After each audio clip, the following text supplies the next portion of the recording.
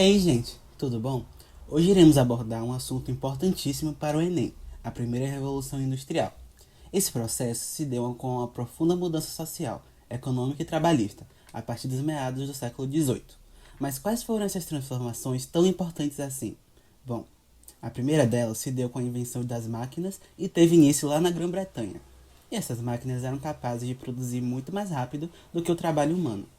Além disso, elas poderiam gerar muito mais produtos quando comparadas ao ser humano. Elas eram movidas a vapor, e nelas não trabalhavam só homens, mas mulheres e crianças também.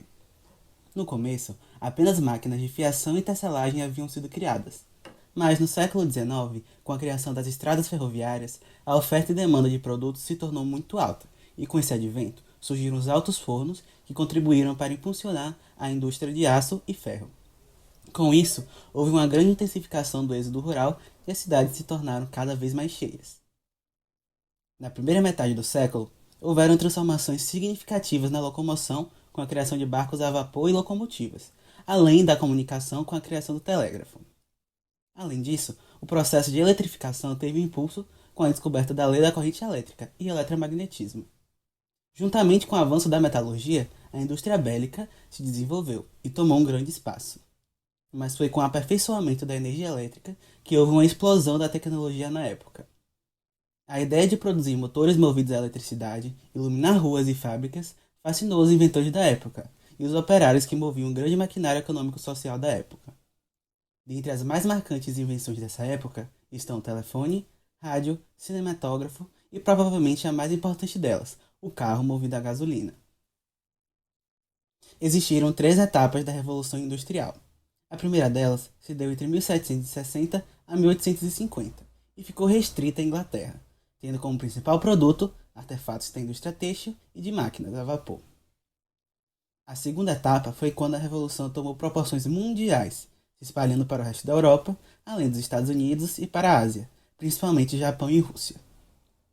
Nessa etapa, houve um aumento da concorrência global para a dominação de produção mundial, além do surgimento de hidrelétricas e derivados de petróleo. A terceira etapa é provavelmente a mais rica de todas, tendo início em 1900 e se estendendo até os dias atuais. É nessa etapa que começou-se a criação de multinacionais e a automatização das máquinas, intensificando o consumo e a produção. Muitas outras técnicas surgiram, equipamentos de comunicação mais modernos, a engenharia genética, a robótica e a evolução da indústria química.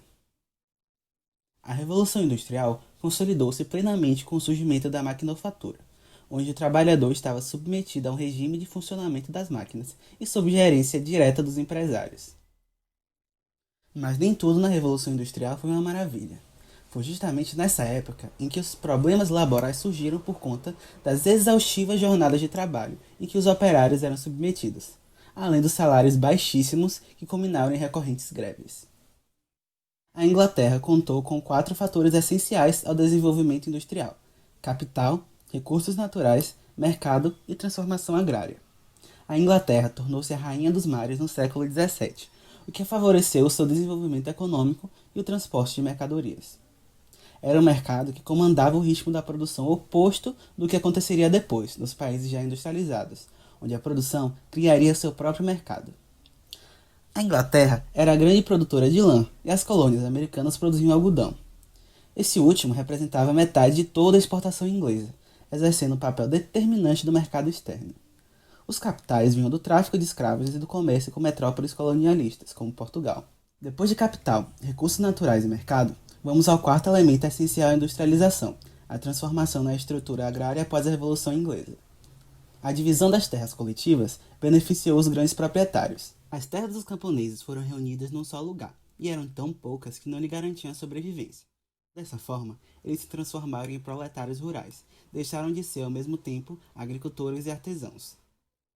A industrialização trouxe uma série de novos problemas para o mundo.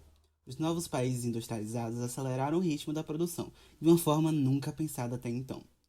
No plano social, houve fortalecimento da burguesia, que ascendeu à categoria de classe hegemônica e dominante. Mas a superexploração do trabalho e a consequente miséria dos trabalhadores favoreceu o surgimento de ideias socialistas, que inspiraram a luta de classes entre burguesia e proletariado. As cidades sofreram um crescimento vertiginoso, favorecendo o crescimento do desemprego, da mendicância e da criminalidade. Os países industrializados tornaram-se ricos e dominantes no panorama internacional. Isso impôs uma progressiva diferenciação entre países ricos e pobres, ou industrializados e não industrializados, estes que permaneceram dependentes dos primeiros em matéria de tecnologia e capital.